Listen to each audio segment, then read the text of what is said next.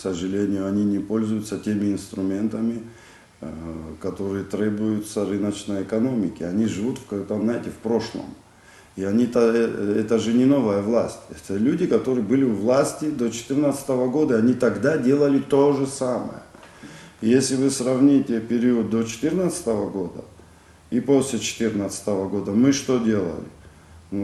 Я же работал, Даур Леонтьевич Курмазия работал, тот же Джансук Нанба работал, Адгур Арзанба работал, в какой-то период Николай Владимирович Ачба, Эма Капитона Натания работала, Барателя подключился, его чуть позже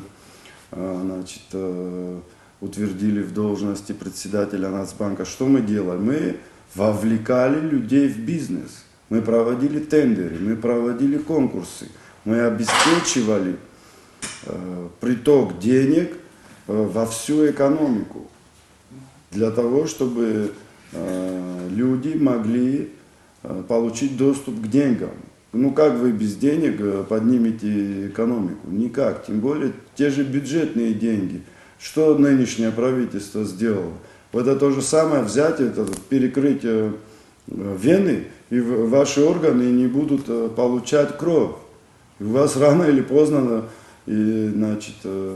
гангрена начнется в ногах, в руках, во внутренних органах.